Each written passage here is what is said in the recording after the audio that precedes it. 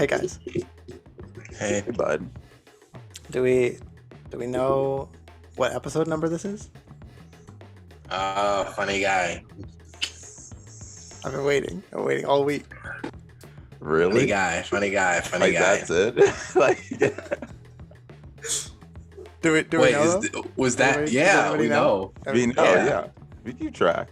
You can say it, you child. Go ahead, bro. It's number 69. Welcome to episode 69. Wait. We made it. That's what that entire lead up. Y'all don't know that they Yes. like gassed and stuff. He was like, I have an idea this week. Like, I got it. Like this. Got my intro. I was All very right. excited. Oh, We made it. So we're at nearly 70 on our we just make this episode 70, skip 69, just to Wow. don't give Avery the satisfaction. we're in 69.5. We've done 69 episodes though. That's kind of crazy. That is kind of crazy. We're almost at 70. Y'all, it's been a year and how many weeks? Like a year and not a half, but almost. Basically, Almost? if you round up. Literally almost, because we started in June last year. What? So When did Run the Jewels come out? that was June. Yeah, it's May? been- Was that May? June, May. I think it was May or June. June. It was We're definitely literally at June. like almost a year and a half. You know why I know it was June? Because I literally went to like one of the George Floyd protests, and I came back and listened to that album, and it was Right. hot. It was hot. It was hot outside. I see. Really hot outside. And it came out like on a Tuesday or Wednesday, something weird like that. Yeah, I remember that. This Yeah, it was intro definitely one this has been an expansive, varying intro across various topics. But It came out June 3rd. So we're almost a year and a 3rd. half. Yeah, in a couple weeks, basically. Yeah. Yeah. So okay, well, on that note, welcome to the 97 podcast, where we give you the latest in music news and a whole bunch along the way. This is a special Friday night recording edition, so you just know that's when we give you the most fiery takes. A little fourth wall banter there. I'm your host Namdi Agwanwu, joined by Noah. Avery. Alrighty, so the first story we have, this isn't I regret our tone being so jovial now. Not Okay. great. Memphis-based rapper Young Dolph was shot dead at 36 at a bakery, a cookie shop, I think, in his hometown. This was like in the middle of the day. And yeah, it's been really sad news. He's been getting a lot of tributes on social media. And it's just sad. I'm not from Memphis, but I feel like being from Atlanta, we all here like listen to Young Dolph. He had a couple of hits that caught our attention. Cut It particularly, if you know, you know. But I know he was also like known for being one of those hometown guys who like did a lot for the city.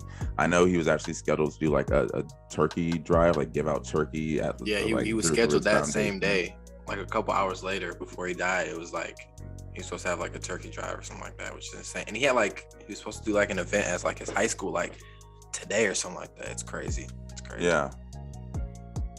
So that's like just a really sad story. Yeah. And I know he's been getting a lot of love. Like I saw Meg posted about him. I saw that. I feel like the rapper. Chance the Rapper, Offset, JPEG Mafia. Gucci, even Deion Sanders, because he coaches at Jackson State. But yeah, really sad. Did you see? It's sort of like as a testament to like the other side of rap. Did you see that like now like Soulja Boy on the Millennium Tour, like we're not gonna put him up for the next couple of dates, and like the Memphis show or the St. Louis show. Like I forgot there was another rapper who did the same. I think it was Yo Gotti who also was like canceled a performance or something like from Memphis too. No. Yeah, that's crazy. I mean, yeah, it's just sad. It's crazy because that shop, that cookie shop, like last week, he was like promoting it on their Instagram. He was like, "Yo, I always come through this cookie shop." Da da da da. I forgot the exact name, but yeah, really, really sad. So yeah, unfortunate. So rest in peace, Young Dolph, man. Rest in peace, Young Dolph. Yeah. Yeah. Drop the guns, man. Gun violence is just awful. And now we have kind of like, this is, gosh, our headlines will one day again be lighthearted. But unfortunately, the Astroworld tragedy just happened. And there's a couple of updates from that. A $750 million lawsuit has been filed against Travis Scott, Drake, Live Nation, the whole gamut, on behalf of, I believe it's like nearly 100 Astroworld victims. 125, excuse me. They're seeking more than $750 million. And as you know, this is not the first by any mean lawsuits that they've been hit with. I believe now they're at around $3 billion worth of lawsuits. It's like a lot. And of course, all the lawsuits are pretty much saying the same thing between like negligence, someone should have stopped this before it led to 8 people dying. There are now 10 people total. It's more than 300 lawsuits totaling about $3 billion. Whew. I mean, and I think since our episode, 2 more people have died. So I think was it? I forget if the 9th when we recorded passed by the time we did the episode. The 9th person passed away. I feel like the day we recorded the last one, and then the 10th died in the past week. So it's just really sad. And these victims were young, so it's definitely And you know, we knew this backlash was going to kind of come, but it's just I don't know. It's just really sad all around. I've seen a lot of people say that Travis and Drake probably can't be held liable in the way, but I don't know. You do have, like, again, the Houston fire chief saying, "Oh, we could have stopped it." But I think ultimately it'll be on Live Nation and the organizers. I've seen a lot of reactions online saying like, "Oh my gosh, that's so much," but like, people die. Like, how much is a life worth? Like, people are like so shocked by that. It's honestly, considering like how big the event was, how many people were there, and obviously how many people were affected. It's like, when you think about it, it's not actually that shocking. Basically, you know what I'm saying? Like, people died, like, you know what I'm saying? So, and like, even like we said, you don't have to have died to be impacted by this. Exactly, like, that too. There, from the people had broken bones. People, the attendees there, like, if you were just there, and like that panic and that sort of just like trauma you can get from just witnessing things, like, it's not surprising to your point, Noah. I do want to point out that Public Enemy's Chuck D, he put out a statement on Instagram where he sort of said, essentially, stop blaming Travis Scott. He said that he cannot be the scapegoat, and because he's the face of all of this, that sort of inadvertently happened. It's going to happen non regardless. Like, as we've talked about, like, there is probably some accountability for Travis, but his point was that there are so many other people whose failures led to this. Like, Travis is not, as we discussed, publicly having to take all this. His job was to go put on a show. He doesn't control crowd safety or crowd management. He's not the one who has to know what the crowd search guidelines are. That's the job of festival organizers and Live Nation, your Squirmores. That's what they do. He has a point. I mean, like, we discussed it last week, like that really extensive episode. Like, it wasn't one person's fault. It wasn't just one person. It was like the connection, not the connection, but everything kind of happening. Like, it was a lot of different things going on that built on each other. Exactly. Where this happened ultimately. Yeah, it wasn't just Travis, but you mean to say he didn't have a role? Like, is it something he couldn't have done? Maybe, but would it have caused, like, if he did that thing, would people still died? Probably, unfortunately. So. It's a lot. He says, I want to read y'all this line, a question that I think is worthwhile. He says, the excuse of Scott's irresponsible actions don't wash. If his act had a history of that behavior, why promote him to bigger venues? Why partner with him in the first place and let him headline a bigger audience? Live Nation controlled the show. They control almost all concert venues. So I guess that sort of point is, we can sort of ask that same question. If there was precedent of this, why did y'all not, Yeah, it's interesting because Live Nation, I love Chuck D's point, because Live Nation, like, basically, if you go to a live show of like a big act, it's basically going to be Live Nation. Seriously, like a huge arena act or something like that, it's going to be Live Nation or something like that. So considering they do so many shows, it's just like, why? Like, why did this have to happen at this one? Like, people say, "Oh, it's Travis Scott gets," but I'm sorry, Live Nation does too many shows. They're too involved in these kind of live events. Why didn't they know this? I don't know.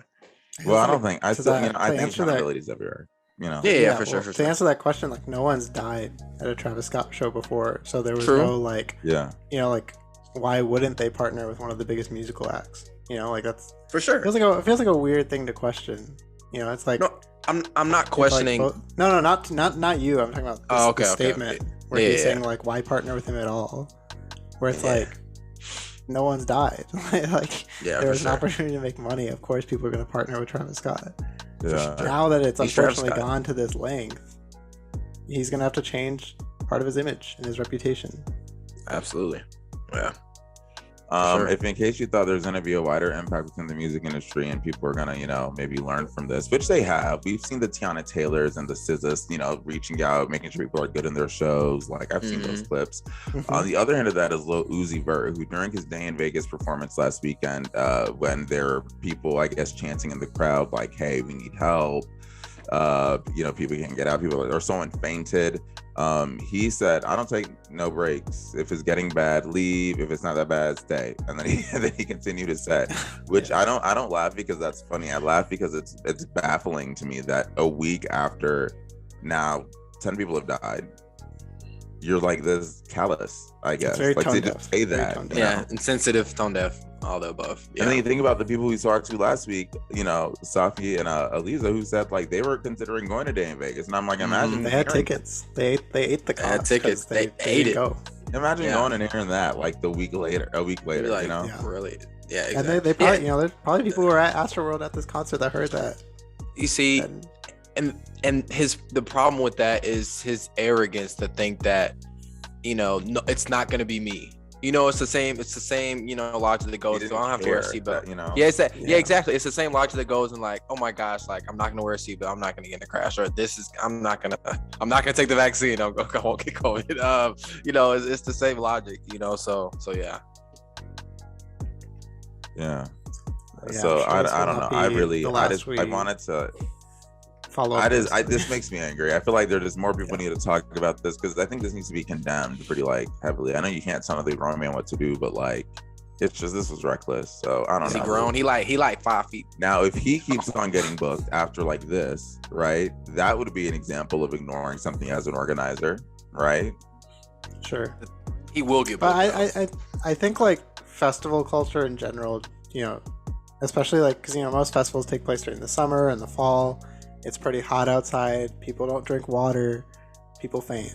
Like when I went to a festival in Austin in 2017, people were fainting because they're doing drugs. Whether that drug is harder or like marijuana, they're drinking. Yeah. Also, water is not very readily available at these places. You got to bring your own water. To bring your own water, you have to go walk to a water station.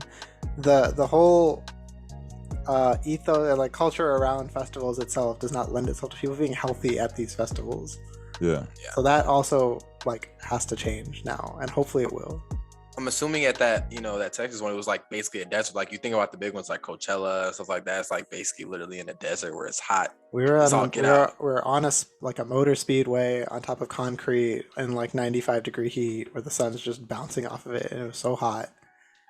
And so I think that maybe speaks to the broader culture. Like, are there things that need to be, you know, maybe this shouldn't be the norm that people just faint. Maybe is it, you know, I don't know what it's going to be, because it really is going to be an industry-wide thing. But I think more precautions need to be in place to take care of, like, make sure situations like this don't happen, or if it does, make sure there's resources to rectify them quickly. Why aren't there like exit routes? Is that a thing we can do? Like maybe like. I feel like that should be a normal thing. It's like, I feel like that should have been a normal thing. Like when like you can't use this place, you have to have, and I don't know. It's gonna be interesting to see when like Coachella and all that rolls around next year. Exactly. How they, you know, because they're like the most visible one. How are they gonna amend their rules? What are they gonna do to combat this? So it's crazy because we were so worried about COVID. And it's not like the safety of people like outside of COVID. You know what I'm saying? That's wild. It's crazy. It's crazy. Well, you know, this was actually like supposed to be a more like upbeat episode. We're reviewing a really great album that like we all enjoyed. I hate that it's taking me this long to even get to it, but you know, there was the actual news to talk about. But An Evening with Silk Sonic dropped last week, and that's an album we've all sort of been looking forward to. I'd say for like easily, at least for me, Avery, we did the math. I think is it 8 months? Eight that months. Was the performance. Yeah. Okay, that they performed at the Grammys, leave the door open. And we've been waiting ever since they announced that an album was coming. And I think the strategy and the rollout always makes me kind of giggle a little bit, because they said it was supposed to come out in the fall. February. and then he like fall pushed it in to February. January, right? Yeah, early Because next like, year. I don't want people to binge it. Like, That's crazy. Singles, and I'm like, you know, They, when you they get fumbled the rollout. They fumbled the rollout. So wait a second, hold on, because you know this past year has been a blur. So when did Leave the Door Open come out? Oh wait a second, when did they announce this out? Remember, Leave the Door Open came out the same day that What's Next came out by Drake. Like it was in March. And then when was the Grammys? Was the Grammys mid-March then or late March? It March must have 28th been. feels like Because remember they did that whole thing where they're like, "Oh, the Grammys didn't invite us," and then they did like a whole I remember that. Yeah, back and forth on social media. That was like, cool. Someone called the cool. Grammys. Yeah. That and was then we were March. kind of unclear if it was an album, if it was just a single. And then in the summer we got Skate, which I think a lot of people were underwhelmed by. I'm excluding myself from that, but a lot of people I feel like were underwhelmed by, and because they wanted the album. I do feel like it's more they weren't underwhelmed because the song was bad. They were underwhelmed because we were like, okay, just give like, it to this us. is the summer album based off of the singles. There was a Rolling Stones profile where on they the two of revealed the them, strategy, where they said like, oh, I don't think the album's gonna come out till like February or January, some early next year, and everyone's like, dang, this kind of really, sucks bruh? now. Yeah. And then fast forward to a couple months later, like in the past few weeks, they're like, oh, it's actually coming out on November 12th. So. And do you want to know what that was? That was someone at the label saying, we're not holding on to this album. I don't know. I'm not going to say. Maybe the album just wasn't ready yet and it just got finished. But I do know that I wish they dropped it earlier. And if it's true, like what he said in the Rolling Stone profile, which is we wanted to take our time. We didn't want it to be rushed. It's just ready. I'm like, why'd y'all do that? You know what's so crazy? I'm glad you guys like explained that, because I wasn't paying attention like that much about, like I kind of forgot about it. I was like, I kind of just forgot about it. So if I was like on it the whole time, and like I was excited about this album, you know, it's just as much as everybody else, but I wasn't like keeping track of every single one of their moves like that. And if I was keeping track like that, I would have been so annoyed. So it was annoying. It was really annoying. It's really annoying. Yeah. I don't even think I was keeping track. I think it was just like when like they put out Skate and you remembered, it was like, this is underwhelming. And then when they put out, like, it's crazy because it was bad. It wasn't bad by any means, but it was like, they want more. It's so crazy because we were so like having so much fun with them when they were doing the Grammys. Like, oh, you know, he was like, oh, this is funny. He's like, they obviously the sound was great though. The sound was great. The performance was amazing. The performance was amazing. Didn't they do like a Jimi Hendrix like ode at the Grammy? It was something like that. Some rock star. They were dressed up. I remember that. And they like I forgot because they did Leave the Door Open, and then Bruno Mars and Anderson .Paak did like another performance, like an ode to a rock. Oh yeah, that's right. You're right. Remember, it was that was dope too. So yeah, it's interesting how much of a turn this took from like excitement to like annoyance. I know. Let me tell you the only reason why that's the case, though, is the only annoyance because the strategy we wanted hit if, like, you know, the three singles they put out before was a lead up to like this, you know, a longer album. But you realize, oh, we heard half the album before it dropped. Yeah. Like, because they dropped "Smoking Out the Window," I think, before the actual album came out. But and the intro. So we got 4 of the tracks before. Yeah, the intro came out with "Leave the Door Open," actually, I think. And mind you, this is a 9-track. It's 9 tracks. One of the tracks is an intro, so we're really sort of talking 8 tracks. It's 31 minutes. It's very short, and that helps because I will say, you know, as diving into the review, I will say it like gives you.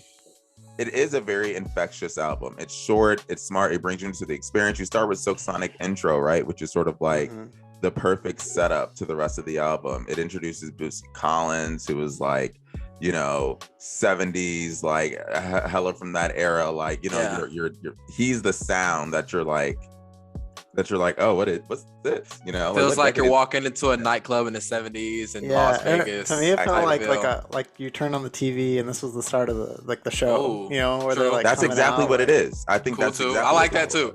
I didn't think about it like that. I think about like I'm in a club in the 70s, like. But I like that idea too. Like, but you're their watching entire a TV show. aesthetic, it feels very much like it's not Soul Train, but I feel like what was there before Soul Train? You know, just back what like the Jackson 5 used to perform on those little kind of shows. Exactly, I agree. That's what that reminds me of, and I feel like that's what that intro does a really good job of sort of making you feel. That sort of like with Silk cinematic-esque type of thing. Yeah, true. Yeah, I like that in both ways. So it was like a performance, you know. So I like it. It feels like an event. Like, for sure. Kind of speaking holistically of the album, it feels like an event. For sure. And then how does it feel going into Leave the Door Open, which was also the first single? Did that feel... It's perfect. It's so perfect. Like, it's so good. Okay, but I bring this... intro going to Leave the Door Open, I know we just made this point, and it wasn't bad. I love the song. But it just reminded me, like, dang, I really have heard this already. Like a ton. For sure. Like, so much. A lot. It's always been everywhere for like 8 months. Yeah, it's just like a Bruno Mars thing, though. He has one song every album where, like, it just goes insanely, like, viral. Everywhere. You just hear it everywhere. Mm-hmm. It's, like, inescapable. Yeah. Leave the Door Open. It's insane. I asked if it came out last year because it feels like it. It feels like it's been out for about a year now, honestly. This year has been crazy, generally. Yeah, it's crazy. Crazier music, actually. But, yeah, man, it's crazy because, like, Leave the Door Open is still great, but I kind of want to get past it because I've heard it so much. That's not like nothing against the quality of the song, but it's just like everyone knows it, everyone likes it. Like exactly. I was like, when I was listening to it, I was like, this Silk Sonic intro, Leave There. I was like, okay, I've heard these. Let me get to that. Then let me get to the album, kind of. You know what I'm saying? That kind of feel, you know. So the song's great though. It's been everywhere for 8 months. Yeah, not a slight to the song at all. Not a slight to the quality of the song at all. Can I ask you guys, like, based off of Leave the Door Open, like, was there any of, I feel like when that came out, you sort of knew, like, okay, this is going to be a hit. Like, this sounds and feels amazing. Was there any other song that gave you a similar first impression when you heard it? Smoking Out the Window, I thought was great. Yeah. The first time I heard that, I was like, yeah. I was like, obviously it's new, so it's a little more fresh. I haven't heard it as much as Leave the Door Open. But at first I was like, it's the same quality as Leave the Door Open. You know what I'm saying? A little, that's how I felt initially, obviously. I mean, I don't, if you think I agree. Leave the Door I'm Open, with you. Yeah. I'm with you. Smoking Out the Window might be, like, it's been out for, like, what, 2 weeks now? It might be my favorite song that came out this year. Like, it's just so infectious. Because I said at the time, it's my favorite single that they put out. After hearing the album, it's probably my favorite song they've put out. I really love that song. For me, it's definitely Smoking Out the Window on one hand. You immediately, you heard it. That was a good single to drop in the lead up to the album because it is really, really good. And it does make you feel very much, for me, like how I felt when Leave the Door Open came out. Just this like really kind of groovy, nostalgic, fun song. Yeah. Like, you don't got to think, it's just fun. Not thinking the lyrics are great. It's funny. Like lyrics are like almost like satire almost like I mean it's just it's a funny concept for a song because like you think like Smoking Out the Window is gonna be like smooth and all this stuff. It's like this person stressing you so much like exactly out the window. kind of thinking so it's kind of giving me a whole different genre. But remember what's the song with Big Sean and Janae Eiko 2088 where they're like talking, the talk show song. And it's kind and it's a similar vibe because they're like in the 70s type vibe. Because it's just like animated too, it's like exactly. So my like the song honestly that did that for me a little bit more than Smoking Out the Window was Fly As Me. I love that song. I said it before, I'll say it now.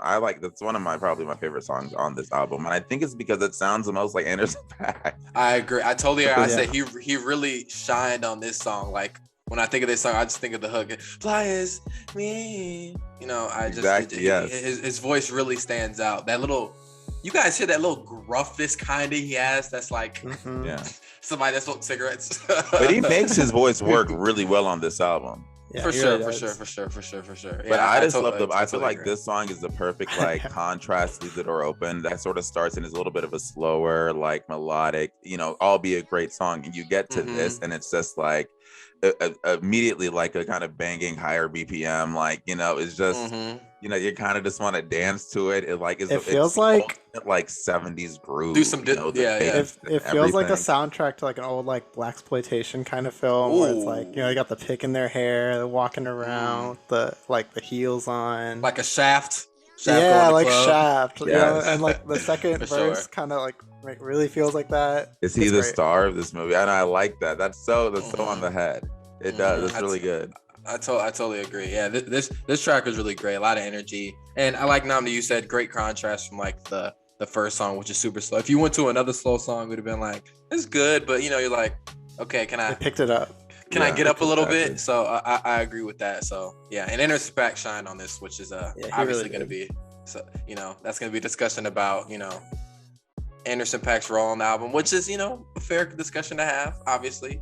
So yeah. What are some other standouts for y'all on this album? Because obviously it's only There's only 9 songs. I feel like every song stands out. Like I know I might be higher on this album than everyone else, but like every song is just great. For sure. Well, I mean, kind of going after Fly As Me, since it's such a short album. After Last Night, the one with the lady talking, with the in the sexy voice, like, oh my goodness. Yeah, the intro is so funny. I don't know what you did when you did what you did, but you did it, girl. Like, that's so good. Yeah, for sure. And obviously Thundercat on the track, sounds great. Which is great. Perfect. Sounds great. I don't know if Thundercat. I love Thundercat's Collins, and I just say that I love that he's just included on this album. I just see his. You know, and I've noticed you're a big fan of like somebody just like narrating the album. Obviously, you're a big fan. I do love narrations, but I feel like he's more than narration. He's an active part of like he's singing on it. Like he's an active part. It feels like It kind of feels like DJ Drama on like Call Me If You Get Lost, where he's like. Not as much. I know. Like DJ Drama had more of a hand in like the production probably of that album, but like just in terms of like talking you through the album as like narrating you through it. For sure, I like that. I like that. Like having something to say at the beginning of each song. Yeah, I totally agree. Yeah, this one was a great one, and obviously, this is the only one with features, right? Only one with features with Thundercat. So yeah, man, really great. Thundercat fits perfectly. He's worked with Anderson .Paak before. I don't know if he's worked with Bruno Mars before. I'm pretty sure he hasn't, but I will say Anderson .Paak's voice sounds really kind of stands out on this. It sounds really good, and I'm thinking about it. Just his range on like the pre-chorus, like him hitting the like Bruno sort of hits the pre-chorus too. I think at one part and kind of like goes off. But when I first heard it, I thought it was all Bruno. Yeah. Like, oh well, it sounds good, and then you realize, like, no, Anderson .Paak just has a really nice voice, and you kind of like be missing it sometimes. That he's really sung like this or like utilized his vocal. Yeah, I agree. Yeah, that's one of the things that like kind of threw me off at first, because like throughout the album, there's times where like they're harmonizing together and it sounds like it's just Anderson .Paak or it's just Bruno Mars, but like they're really like sounding like on the same level in terms of like, I don't know their vocals, I don't know how to necessarily describe it, but like their voices are kind of blending together and it just really sounds like one person. I don't know how to say it, but it worked really well throughout the album for me. I know that we know that Bruno Mars can sing, but like, damn, Bruno Mars can sing. Like, he sounds so good on this song. Sounds like he's been doing this for his whole life, and then you remember, he's been doing this for his whole life. I love whenever those childhood Bruno, performance clips resurface on social media, because it makes sense. It's like, this is why it almost seems like it comes natural to Bruno to do this sort of like style of music. Yes, so he grew up like it's so inspired by it, and you can tell. But that's what makes it interesting though. It's like the music he first came out with that he got popular off of, like those first 2 albums, whatever, weren't that pop sound. It was straight pop, which is interesting. Yeah. But a lot of people have to do the pop to get into the niche. For sure, I feel like that's sort of that's the way it goes. Yeah. For sure. You gotta do the super commercial thing first to get the like attention to actually delve into the sound you're into. Especially the time he came out, where that was like the blueprint. I feel like if he came out with this sound now, it would have worked better, because like all these so much music's come out and people are so creative. But especially at the time he came out, I understand him coming out with pop albums, considering, but he doesn't even have that many albums anyway. You know what I'm saying? He has like this is his fourth album, fifth album. Yeah, it's not a lot of albums. So that's interesting from Bruno Mars. So yeah, I gotta mention "Put on a Smile." That was another great one too. Another slow kind of ballad with the that was a really good one too that I really enjoyed a lot. That it feels very like bluesy. I think especially with this song, like this is where like sonically the album kind of like varies a little bit. Like I think with this song, this is the one I would go to. Because it's just, I feel like it's much slower than every other song. It's like it's not as smooth. Is this slower than "Leave the Door Open"?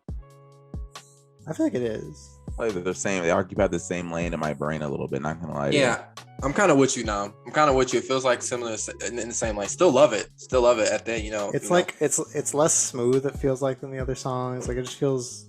I don't know. This feels bluesier to me. And like the key change towards the end of the song is amazing. Yeah, for sure. I don't know. It feels like this is not a slight, but I do feel like it's kind of like on the same level as like Leave the Door Open. I don't know. Maybe this. I feel like this one is slower. I do think it's a slower track, but like, I still think it's like in the same lane in terms of like the type of song and I think what they were doing on the track. Traditional like R&B maybe, and I say that not knowing like this is kind of all traditional R&B, but like versus contemporary. I hope I'm making more sense, not like digging myself into a bigger ditch. But it's like I do get what you're saying, Avery. It is like a groovier like Stevie Wonder-esque sort of song. I sort of feel like they put it on because it's like Leave the Door Open that they shared, but I feel like Put on a Smile was like really Bruno getting the chance to like go in, because I feel like he really gets to like show off his voice and range with this song, I totally agree, and that's kind of like how I felt about 777. It was like that was like Anderson .Paak's time to like do his thing too. But you mean Fly Away or Fly? Oh, Fly Like Me. Or Fly Like Me, excuse me. Sorry, I get those tracks confused because they're like really more the two upbeat tracks. But yeah, Fly As Me. My bad. Fly As Me. So yeah, Put on a Smile was like Bruno Mars was like, that was like his chance to do his thing. But yeah. My laptop is once again struggling, so. But mine is too. So this is just gonna be like, mine is like wheezing right now. That's how bad it is. Because I feel like I know we're still kind of doing a track by track sort of thing, but I will say, I do feel like this album is sort of like it was really, really it was really, really sort of like in Bruno's sort of wheelhouse, in the sense of he sort of did 24K Magic. He had sort of played with the genre exploration thing already, and was sort of not a jump for Anderson .Paak, because he sort of has also been into the really like soulful, groovy funky sound, but it's definitely way more, I think, like a fun sort of like a detour for Anderson .Paak, where it's like just more lighthearted, lighter themes. He's not rapping as much. He gets to sing a little bit more, like that sort of thing. And I feel like because this was naturally Bruno's thing, a lot of the album feels like that sound. And I think the reason I was so attracted to Fly As Me instantly is because it was the one and literally one song that literally to me was like clearly like, oh yeah, no, this sounds like an Anderson .Paak sort of thing. Where like it feels like he took the lead, because Bruno's such a great singer. Even if Anderson like wrote on it, it still feels like it's Bruno doing his thing on like a lot of the songs, and Anderson doing something too. Yeah, I agree with you. Like I'm kind of like, I'm with you that like that song is like the one that really sounded like Anderson .Paak was like, okay, come into my world now. I don't feel like this is necessarily like something he was uncomfortable making this music. I don't think it was something that was not at all. No, I think it's probably very natural for him. For sure, exactly, because he's so talented, because he can do anything. You can hear him on the drums too, like the drums. Yeah, exactly. Yeah. He drums and all that. Sharp on the album. Exactly. But he always has been into like the funky sound and stuff. You know what I'm saying? Like even on Oxnard, it has some funky sounding songs on that particular album. But I'm with you though. Like he kind of had to go into Bruno's world a little more on this particular project, which I think is a fair point still. I think the perfect not even analogy, but the perfect way to sum up like that point for me, the origins of this album make sense. Like it makes sense that this was born on the 24K Magic tour that Anderson .Paak opened for, and they sort of created this sound together while being surrounded by the 24K Magic sound. It feels like Anderson. I could see a situation where Anderson's like, yo, Bruno, like I heard what you was doing, I can take that to like the next level type, that sort of thing, but it makes sense that was like the starting point. And I think because of that, it is my first reaction, and y'all know this, even though how much I care about this has significantly changed, my first reaction still sort of stands, where it was sort of like, it felt more like a Bruno 24K Magic follow-up than it did like an established thing with these two new stars. But I'm not mad at it, because I love the sound. And I think Anderson .Paak was like a good fit for that sound. I'm not mad at that take. I just have a problem with the phrasing, because it just feels like kind of a slight to Anderson .Paak and his talent. But I'm not like mad with the actual take. It's just like the phrasing of like, I don't even think it's him. I think it's just the general style, because it was a style that sort of Bruno became so pronounced with. For sure. And mind you, it's like a gigantic genre, so it's not like you can only do it once. I'm just saying, because you can do one way, well already. This feel like a continuation of that. That's fair. That's fair. It does feel like if they have like roles to play vocally on this album, it feels like Anderson .Paak has a more like, he's like the wittier kind of like, they're both supposed to be like players on this album, but like Anderson .Paak's like the wittier, more like crude, I guess, one, and then Bruno's like the smooth, like crooning kind of one. Mrs. Steal Your Girl. Yeah, and it's really funny. Like, yeah. Low-key, let's talk about that. Let's talk about because that's one thing that I think is a really big strong point of the album. Just sort of like the overall character, like the personality of it, like the how like animated it is, and just how fun like it is. Like I feel like that. And to your point, Anderson .Paak does do like a great job of like doing that, like sort of like providing that sort of like levity in that way. Because he's funny. And it makes like, sense. I know, like characters, you know. A lot of his music's very heavy, but he's like a funny guy independently. And we've heard it on like Corday's album on that song. And like, I feel like I wouldn't be surprised to know that he would like write some of the jokes that were on this album. For sure. I mean, it comes off on Smoking Out the Window, like I wanna die. Like it's like it's even the music video where he's like so dramatic about it. And even like the lyrics on that song where he's like, "Oh, you get on my nerves, girl, like get away from me," essentially. And he's like, and Bruno, even though they have some of the similar lyrics, you know, Bruno's like, "I'm paying her rent," you know. You know, the song starts out, "I'm paying 35, 40, 45, you know, I forgot how it goes exactly, but so yeah. I love the "Put me in a jam with the X-Man in the UFC" is so good. That's a good line. Yeah, exactly. So I like that the personality that it comes through in the music, because that doesn't always happen. That's a hard thing to do, because sometimes you know you're just they're clearly having like so much fun making this album. For sure. And it feels like there was actual like live instrumentation, you know, into this, because you know the instrumentation sounds really good. Exactly. I think that's an important thing. I mean, production by itself on like, you know, on the computer or whatever is cool and everything, but I think live instrumentation gives it another level of I don't know, realness, if that makes sense, which is why when they're performing live, it's like even more jaw-dropping, like, oh, you know, on TV and stuff like that. Obviously I'm not there, but I think it's really incredible that you know that they're doing that. So I think that's an underrated thing. So yeah, we haven't talked about 777 though. 777, how y'all feel like that one? Yeah, this is wait, but no, before we do that, I just wanted to, for your point on the instrumentation about how good that sounds, I just wanted to read from the Rolling Stone piece, like the interview they did, that apparently that was like a big part. Like they all did the research about how to get the exact right things to like recreate that 60s and 70s soul and funk sound. And like it was up until like it says this the skins on the drums, like they made sure it was the right type, like the right guitar picks, the right strings, like they went all out, and they did it by consulting old guys and reading old drumming magazines. That's the other thing, is that this album does sound expensive. And definitely expensive that album. That sounds about right. But I'm glad, Namdi, you mentioned that, because like that shows that like the detail and kind of work they put into it. Because like if they just use like regular guitars, whatever, it might not, you know, to a fan, it might be like, oh, this sounds the same. But the thing is, the fact that they did it, you're like, wow, it really feels like it made a difference. Because even like the fact that I just know that, you're just gonna listen to the album so definitely like, wow, they really put it all here. Yeah, there's a lot of make care. This project. Yeah, a lot of care, which a lot of effort went into it, you know. Exactly. So to, you know, if they didn't do that, it still would have been good. But the fact that they did kind of makes it more enjoyable to listen, which is great. So yeah, I'm glad you mentioned that. I didn't know that. It's really awesome. Yeah. All right, so to the music. I like this song. I like 7-7 a lot. Anthony Fantano called it like a casino, like something like that's harsh. Something. That's harsh. Like, come on, dude. Like, okay, first of all, they're obviously throughout this album, they're out clubbing. They're with the girl, with the lady. They're out in the club. They're part of the character. They're in a casino. Like, come on now, dude. Like, you with a girl, you want to, you know, like, come on. I think that was harsh from Fantano. That was a little harsh. And I would say this also kind of gave me Anderson .Paak. I feel like he had a starring role on this that I really enjoyed. Yeah, exactly. That's what I meant. The rapping's good on this one. Yeah. But I will say, again, stylistically, it reminded me a lot of kind of like Perm from 21st Magic. Anyone else get that? Get that general vibe? Yeah. That's a fair point. But I love that song, though. So, again, not a complaint, just, you know, observation. For sure. I agree. I mean, this was just a fun one. It's like, hey, let's go out and gamble. Let's lose some money.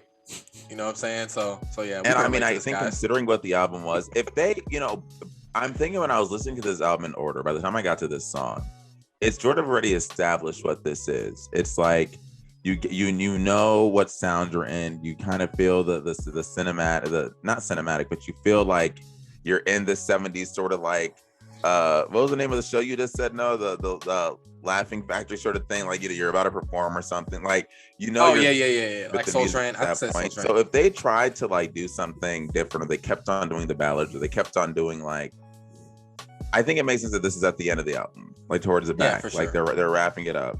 You know, I totally agree. You know, they just needed one more upbeat. It's like the second. Yeah, this is like their evening. It's like the peak of their night, right? Like exactly. Peak of the night. The climax. Exactly. You just won. You just hit.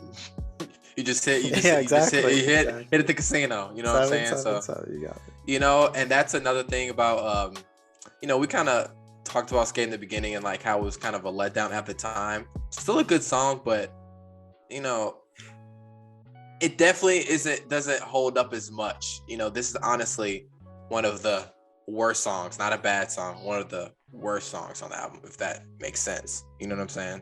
Let me tell you what my hot take may be, and I'm okay with it. Uh-oh. I think Skate will be one of the more remembered songs on this album because think so? I like Skate a lot. I like Skate too. It does I always have the hot takes. It's not on purpose, but like I think Skate sort of like, I think it was just it being a second single was just what people were kind of like, we want an album, you know, like it's just like, oh, you know, it's not different enough. But I think it's like, I love how Bruno sounds on the chorus, like, and how fun it sounds, and I feel like it does that sort of like, I don't know, I want to say swing, but I don't know if it's swing, but just like that soul sort of does funk, like you feel like, you know what it sounds like? It definitely sounds like it's gonna be on a soundtrack of like.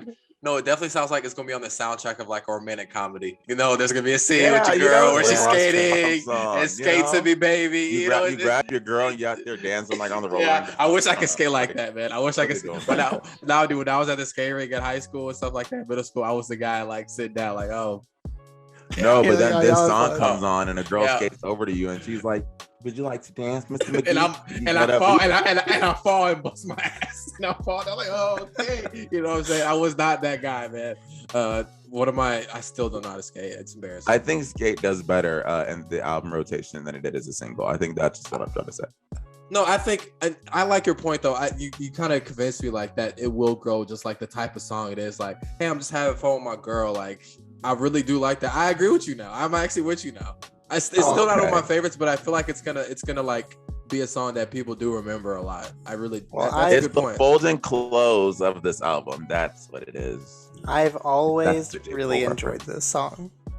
I thought it was a good single at the time. I never said it was bad. I enjoy it now.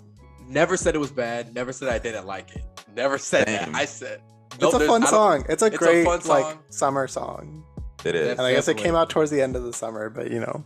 Definitely, that could be our gripe with the Silk Sonic thing as a whole. So. Oh no, I got some beef with it. We don't. No, I'm just saying, I'm going hate.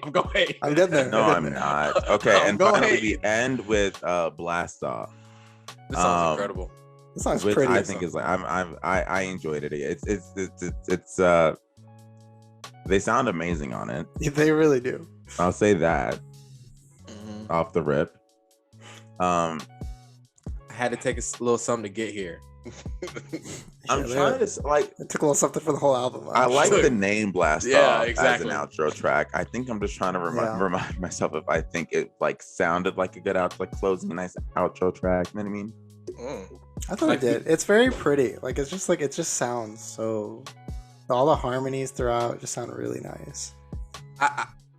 I really can't think of like a better way they could have done it. Like I get what you're saying, Nowdy, but I couldn't think of like a better way they could have like ended it. Look at him jamming to it right now. I know exactly. Nowdy, like, no, it was. I mean, it was. He took it. I mean, they took a little something to get here. Obviously, there was the guitar on it though. They were doing a couple things on this album. You know what I'm saying? So this feels like a very climactic finish though, because I just played it and reminded myself of like the instrumentation, the guitars, like the it's like it builds up. You know, it has like I love the outro works. It's like it's a perfect 30-minute set. It's a 30-minute. You know, back in the day, if you was watching TV at home and your artist was coming on, you sit behind the little box, little TV, maybe black and white because it's the 70s. You know, 70s. Right? You maybe color TV next to the ironing board or some shit. You know, I know it wasn't that long ago. Like they had color TV back then. Sit it down. Do they? Actually, I don't know. Our parents 30 minutes, and it's amazing. Like, someone's cringing right now. No, our parents are like, yo, seriously right now, guys, seriously. Okay, you know, the 60. Look, okay. I feel like that's not off. Someone's cringing. They definitely had color TV in the 70s. Stop it. But I was gonna say this though. This album, you know, because a lot of people have gripes with the length of the album, you know, which I do understand, even though I'm a short album guy. Look at this guy. Okay, but that I had it by the 60s. That's true. That's just because had color TV by 1953, as I just Googled. In the 70s, it was definitely a thing. It had to be.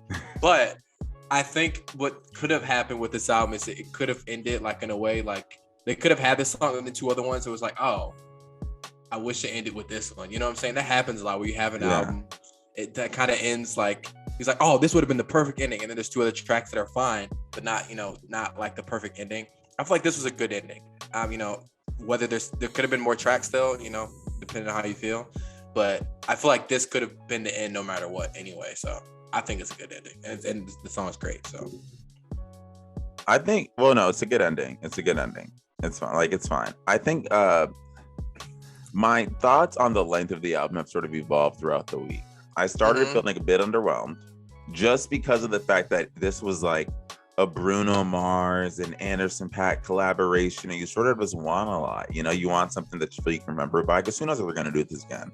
A lot of times collabs are like one-offs. Like, you don't know if you get another one. Like, so, and I think the way it was promoted, you just sort of felt like it was going to be a longer track, a longer album. Like a little bit more to bite into.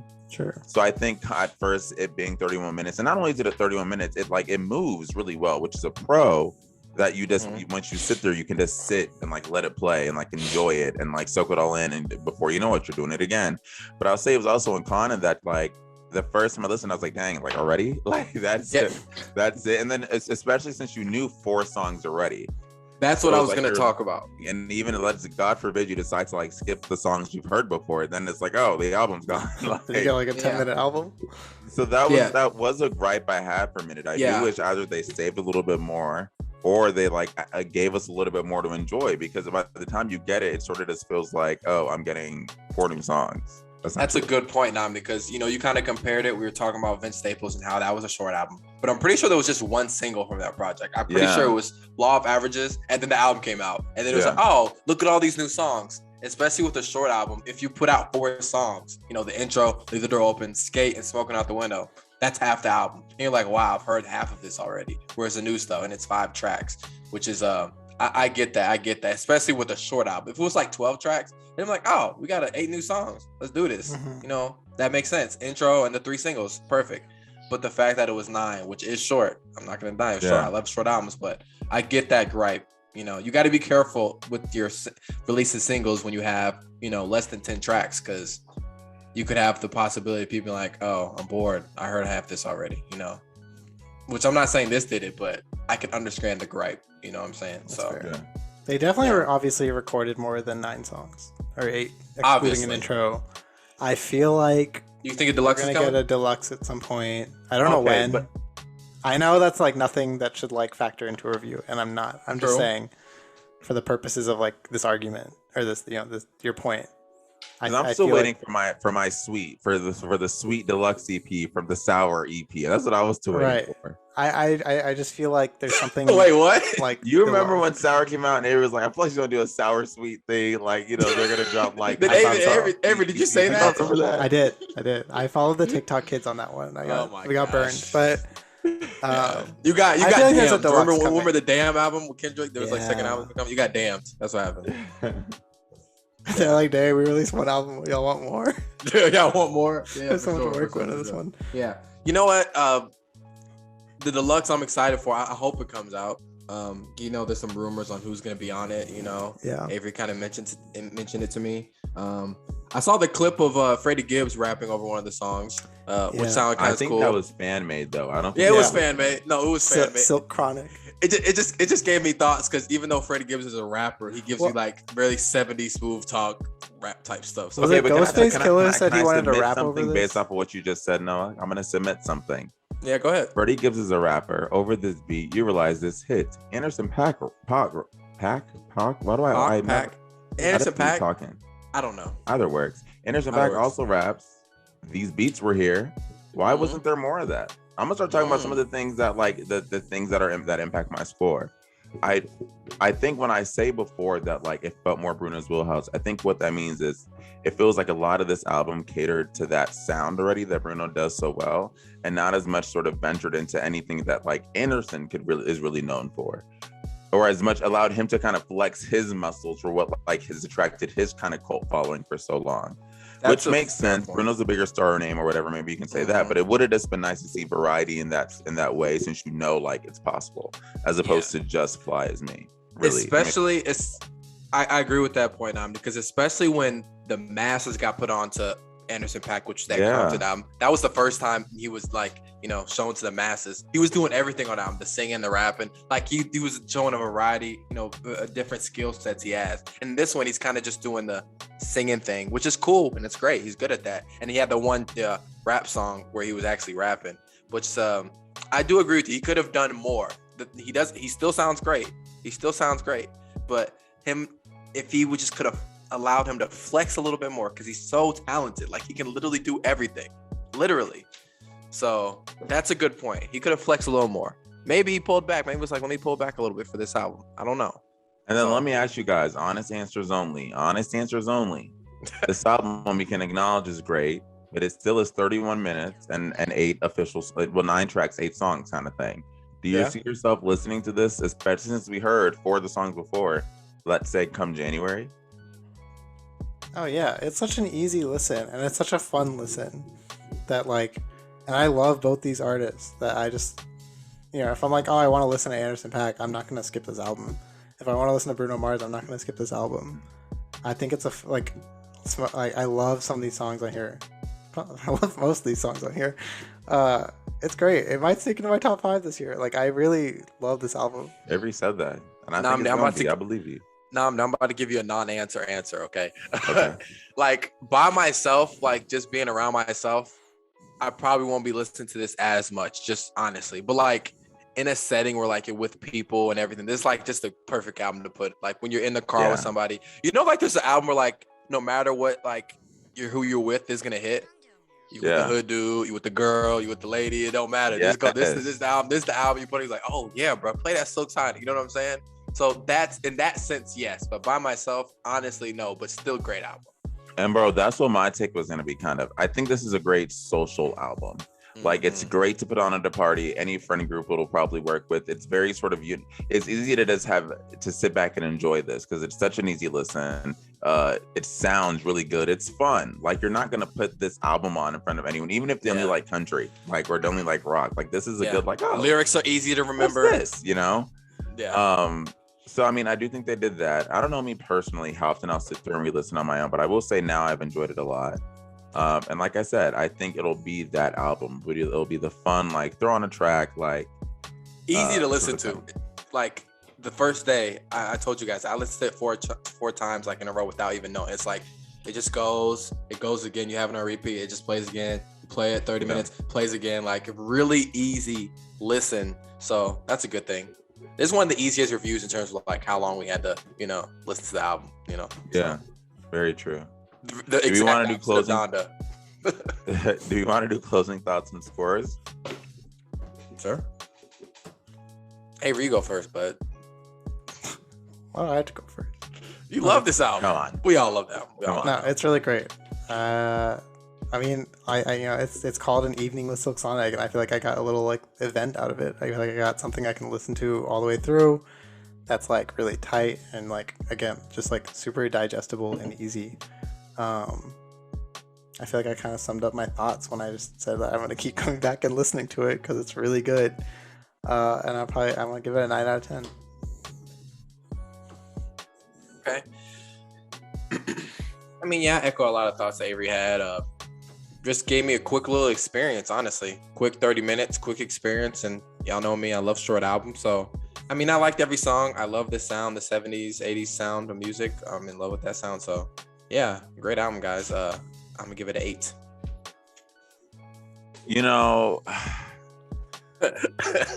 Well, now he does no, that's not his thing, okay, I hate to be that guy. Not at all. I think this album, I really look forward to it. There was a ton of build up, but I think it was a good album, and I do think it lived up to the hype. I think I think as for someone who's a sucker for a theme, it took me a while to get the theme of this album. And I sort of do now. I think they sort of sell it really well too. An Evening with Silk Sonic, and just based on their performances, based on some of their videos, you get the idea that it's supposed to give you that live show 1970s, late 1960s sort of TV feel, where you sit down and you watch An Evening with your favorite artist, and that's typically an intro, 7 or 8 live songs with the performers are great, the instrumentation is great, they're killing it, and this album does do a good job of transporting you there and making you feel really good. And I think if that was the job it sort of set out for, then it kind of killed it. And as much as I may say, I think, and I wish Anderson .Paak showed out more. I think I've accepted this isn't an Anderson .Paak solo album. It's a collaborative album, and the two of them decided this is the sound they wanted to do, and they did that sound really well. So I'm kind of feeling it 8.5 right now, and that's what I'm gonna go ahead and give Silk Sonic. Good scoring, guys. That's at an 8.5 average. You know what's interesting too is like a lot of those albums that came out in the 70s were like short too. They were like not like like Michael Jackson's earlier works, solo works. They were like 9 tracks, 10 tracks, like really short. Like Thriller's like what, 10 tracks, 11 tracks, something like that. So that makes sense. So I like it was easy to like this album. Easy to like it. I haven't seen anybody say it's like bad, like if this album's bad. You know what I'm saying? Yeah. Which is, you know, I could see people like, I'm disappointed. I thought it was gonna be, you know, groundbreaking. I think with an album like this, like it's like I think it's I wouldn't say this about all music, obviously not. It's very objectively good. I think like it's not dealing with anything heavy. It's like they're just having fun. It's not preachy at all. It sounds really nice. Yeah, and I think it's just fun.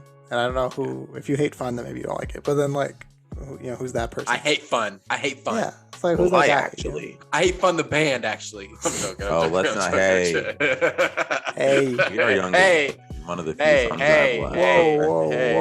Whoa. Okay, ladies and gents, the new releases. We didn't do this last week, so we don't have everything, but we have the big ones. I guess let's honestly talk about the album that I think that dropped today, and the world sort of froze for a little bit. Everyone French sort of cried Montana. and checking on themselves. That French Montana. French Montana. Whoa, that French Montana. Know. They was trying to say this man don't got no hit. They really tried French Montana. Stop it. Adele put out 30. Avery Delaw, thoughts?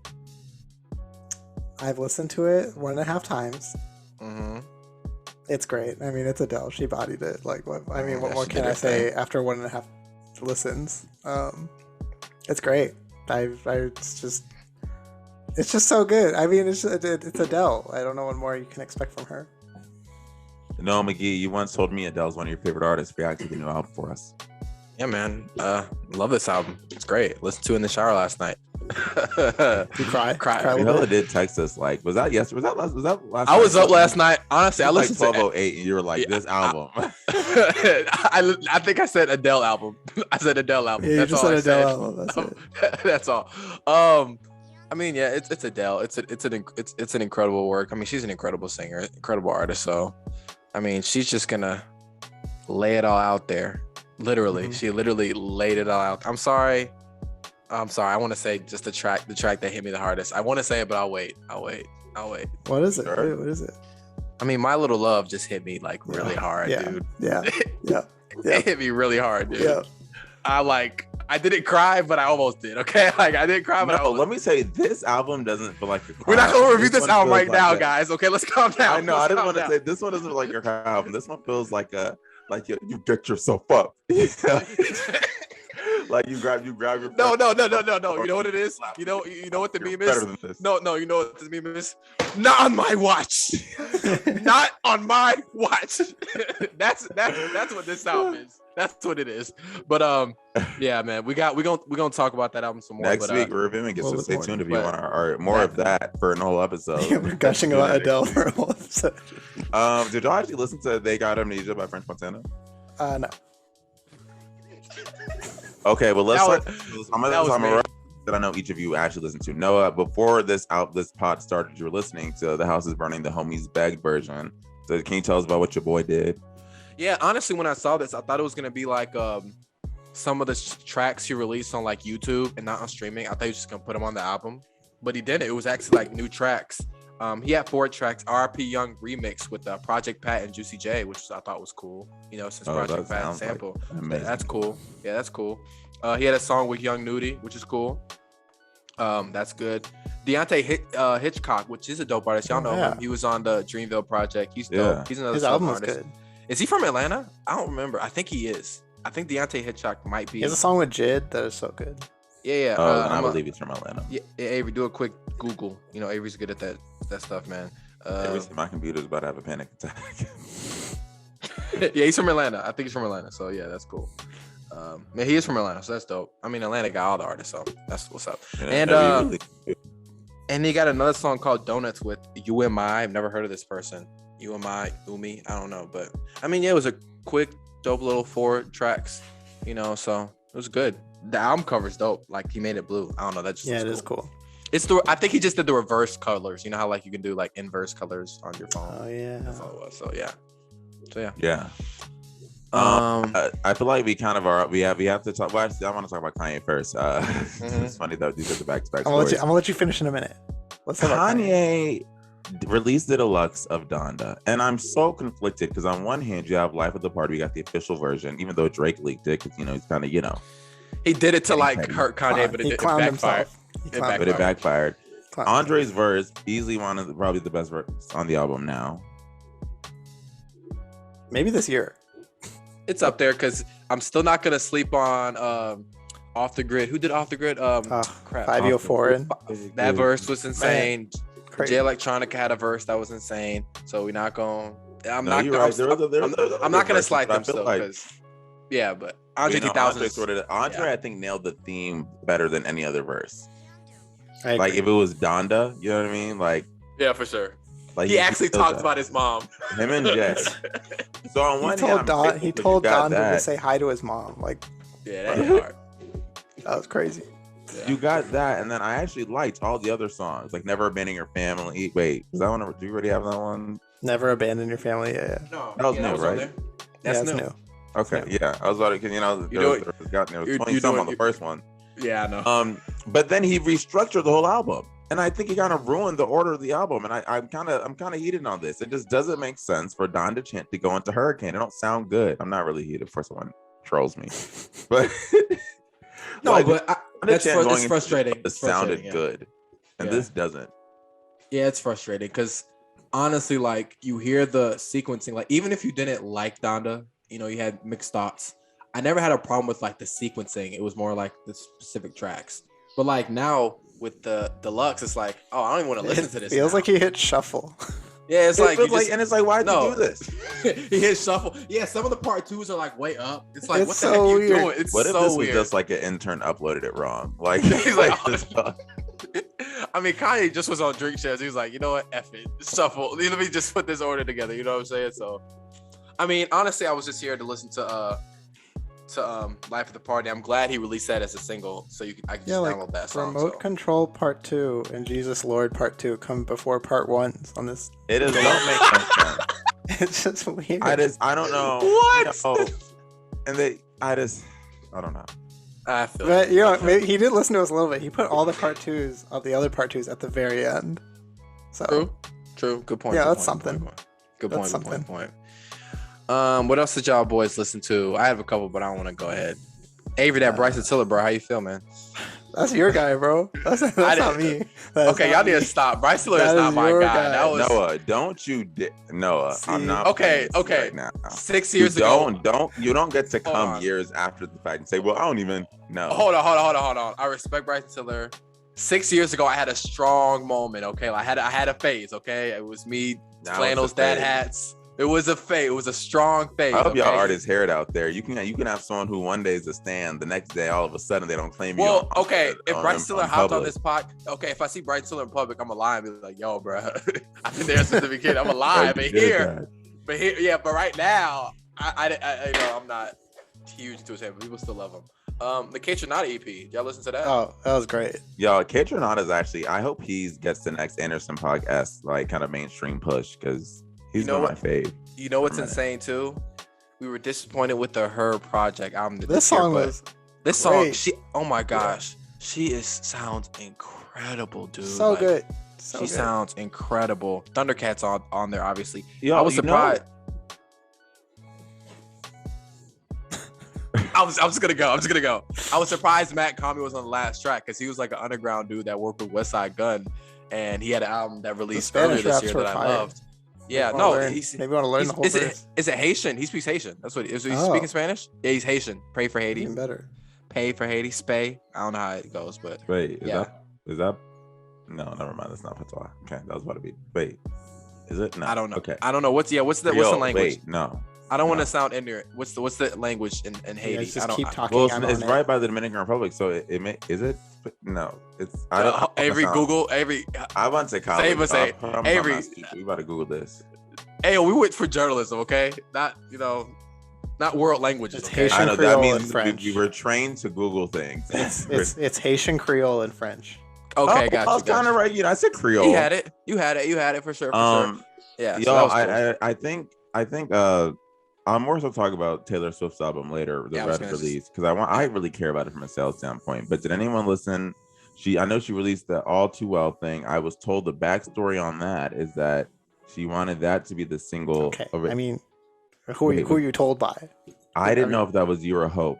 I'm so. Was that you? It was me. Okay, well, Avery, you say it. She had initially, when the album came out, wanted All Too Well to be like one of the singles, and I guess the studio at the time told her no. And so now that she's released her own version of the album, she's pushing it herself as like a single. Yeah, and I just the whoever she wrote that one about, damn, Jake. Three whole more stanzas. She dated Jake Gyllenhaal? Yeah, this whole album's apparently about their romance that lasted like 4 months. Damn, I didn't know they dated, bro. It was like 3-4 months. Like, doesn't even count, I I will guess she had all say these Taylor feelings Swift from it. is probably, I will give her, she's probably will go down as one of the more prolific songwriters of our time. Absolutely. She writes all her music. That's one thing you cannot take away from her, whether you like her music or not. Away from her. You cannot take that pen away, which is that shows longevity in the game, because if you can't write, and if she's had it, he's had it for sure. Is there any? I'm trying to think of anything else that came out. Well, you don't have to force it. Is there anything else you guys want to talk about? The Freddie Gibbs song that he put out. Freddie Gibbs song was great. Was good. Earl Sweatshirt song 2010 was really good. 2010, great track. Y'all know me. I was excited. I thought it was a new product. I was like, oh. You guys want a fun sentence? Casey Musgraves covered "Fix You" by Coldplay for Chipotle. That was good. So yeah. Never thought I've heard that. I'd hear that sentence in my life. Yeah, it was a roller coaster. Well, here's another sentence. Sweetie of the Saweetie meal at McDonald's put out a song called Icy Chain for her Tap In Icy brand. What's better, Ice Chain or the song that Travis Scott did? What was the one called? Franchise? I didn't think that was a good song either. So you're not really. Yeah, Franchise wasn't good. Yeah, that song wasn't good. It was not good. But okay, friends, let's go ahead and go to Billboard highlights. Only a few things I want to shout out on the Hot 100. Easy on Me, still at number one. It's kind of obvious. That's gonna happen. 4 weeks in number one, 5 weeks on the chart. This is the week ending. So this actually, by the time this comes out, the week that just ended, she's been number one. I anticipate she's gonna be number one again next week. Only other thing I want to shout out is if you go to number 8, you will see Silk Sonic Smoking Out the Window debuted at number 8. One right now, Post Malone of the Weeknd's Pop collab debuted at number 6. And then the rest is pretty much songs that have been on here. Ed Sheeran is number 4 and 5. Yeah. Bad Habits and Shiver respectively. Like Fancy Like Walker Hayes, that's been there for a minute. Yeah. Avery, did you like One Right Now? I still think it's a very generic pop song, but it's like grown on me, and I think it's pretty catchy. So Avery literally said this is about to be the song of the year, basically. He said this is my Super Bowl. I did not say that. You said, hold on. But I did say it was my Super Bowl. Namdi, the Super Bowl implied like basically like this. No, he had very high expectations that probably weren't met, but it was not. But it's catchy, and I'll still listen to it. I'm interested to see what The Weeknd's next album sounds like. He seems like he's really going into pop. I feel like it's on the way. It's on a Post Malone song though that he's like featuring on. So that gives you any consolation. I prefer Post Malone go pop. He can have that. They can have him over there. Yeah, he can have that. We won't miss him. Well, oh sheesh. Okay. Will you? No, I won't. I'm not gonna front. Exactly. But over on the Billboard 200, all I'm gonna point out really is Summer Walker's still over it. I said Poodle Lemonade because good for you, girl. sales for an R&B album since Lemonade, which was 6 years ago. And more so speaks to the fact that R&B sometimes has a harder time on the chart. But Summer Walker did her thing. It's fine. It's fine. It's fine. Man, trying to zoom in. I believe she sold just under like 200K first week. That's really good. Really good for her. And she's got a lot of streams. She broke the Apple Music record for I think most streams for an R&B album in like 24 hours. So good for Summer Walker. She's also, I think, was number 1 on the songwriters chart. I also included a link to a Twitter thread about, next week we're gonna have basically the start of Adele and Taylor dominating the charts for the next couple of weeks. So I figured it'd be fun to see what the biggest debuts were prior to them. And it was Certified Lover Boy, Drake, still 613,000 first week. Taylor Swift's re-release will come in under that because I believe she's expected to move around like 590, I want to say is the number I saw first week on an album that she put out 11 years ago. But look, she's doing it. I'm proud. Not 11, maybe it was like 10 years ago. And then Donda at 309,000. So those two are still they're going to be in the top 5 of biggest debut weeks in the next 2 weeks. Adele is probably going to be at number 1. I'm already kind of putting my bets in for a milli first week. A million and a half. I'm going to go $1.5 million. She had that Oprah performance. She's hitting every corner of music, literally. Adele, what corner of music is Adele not hitting? Seriously. The hood dudes are listening to her. Yeah, I'm listening. It's kind of magical that she achieved that. Yeah, she's really. I know they could do that no more. She literally hits every corner of music. There's not one person that's not listening to Adele. Seriously, like I can't think of anybody that's not listening to Adele. So yeah, and finally, predictions. By the time this episode comes out tomorrow, Taylor Swift will officially be number 1 on the Billboard 200. She's gonna move about 590K, like I just said. First week of the bulk of that will come from actual like album sales. She got about 360 first week. Bruno Mars is going to come in at number, and Anderson .Paak Silk Sonic is going to come in at number 2 with about 104K sold. A little disappointing, honestly. Which a little disappointed. That's a little disappointing. That was a little surprising. But hey, it's fine. It's a little surprising, but it's fine. It's surprising. Still good album, but a little surprising. But I don't think they did. I'm not gonna say that. So that's what we have to look forward to. JPEG. Oh, I thought that was JPEG Mafia. Never mind. Everything else is we kind of seen, I believe. I was like, yo, JPEG Mafia in the top 3. I was looking at the little. Label thing. Don't that look like you just go? I see. No, I see it. I was like JPEG. Oh, okay, but no, that's just Imperial so friends Republic. Project of the week. You first, buddy. It's me. Okay, so I chose Kids See Ghosts because that's what I've been listening to the most. We did a collab album thing to our newsletter, and I wrote about this, so I just was listening to it all week. It's also a very quick listen. I'm a very big fan, and I sort of realized, like, upon listening so much this week, that I love this album. Like every song, it's an amazing album. Even the ones that I kind of didn't give the biggest chance the first time we were born. So good. I always love Feel the Love, but that also is so good. And Kids See Ghosts is still like my favorite song. So big fan of that one. I feel like this album kind of didn't get its just due because it came out like within like 6 weeks, like album was coming every week. You know what I'm saying? And it feels like the star of that was like the Pusha T album. Deservedly so. That's a great album. But I feel like that album kind of was the star of that. And Kids See Ghosts quite didn't get its just due as like, and like I don't think it was promoted really. It really wasn't. You know what I'm saying? Because remember after that, weeks coming, Pusha T, Drake took over the world. I mean, Kanye put out his own album. Right before this too, I think. So I got a lot of press. Oh yeah, that's right. It was a lot of stuff going on during that week. But Salt. Okay. Yeah, that would have been cool. That's a cool vinyl. A lot of people have that one. Salt. Guys, I've been looking for this group forever because I've heard people like Salt on YouTube because this artist Cleo Soul, she's a British artist. I've had her as my project week before. Yeah, she's in this collective. And people were like, yeah, she was in Salt. And I was looking up literally like SALT, Salt. And I was like, I cannot find this freaking group. It's some rock band. But then people aren't doing the spelling. It's SAULT. So if you're looking for Salt, it's SAULT. Exactly. This is their debut project, the first project I see on streaming, which came out last year. Not last year, 2 years ago in 2019. But they released a project this year, guys, for only 90 days. So it was out for 90 days on streaming and everything, and they took it off. which I was kind of mad about, but it was like a thing that it was like a creative decision. There's a review out on Pitchfork and everything, but you can't find it. I cannot find it. It's probably on YouTube, but it's not like for streaming. That is wild, y'all. But you see, that's the future of music. Because buying music isn't a thing anymore. We all stream. When are you gonna wake up? They're gonna be like, you don't buy these physicals, or you're not gonna get it. You're gonna buy the album, you're not gonna get it. It's kind of sick. So you probably if you probably download it from like iTunes, you probably have it. But yeah, which is interesting. But yeah, this album's great. A lot of great singing on here. Kind of less like Cleo Soul album, which is like, you know, basic R&B. This is more like alternative, a little more groovy, a little more upbeat, which is great. So great project though. So 5, that's the project. 5 by Salt, SAULT, if you're looking for them. Avery. My project of the week is it's an album called The Baby by Samia. The baby. Really, Avery? Really? Well, no, seriously. What if the cover was The Baby? That would have been kind of fire. The cover was, but it was like a little alternative album. I stumbled onto this just because like I forgot who I was listening to. Further, like a bit. I stumbled onto this because like I was listening to something on Spotify. The album ended, and then they started playing like, you know, radio based on whoever, and then like one of Samia's songs came up, and I guess she's like a New York-based artist. It's like really smooth pop, like indie pop.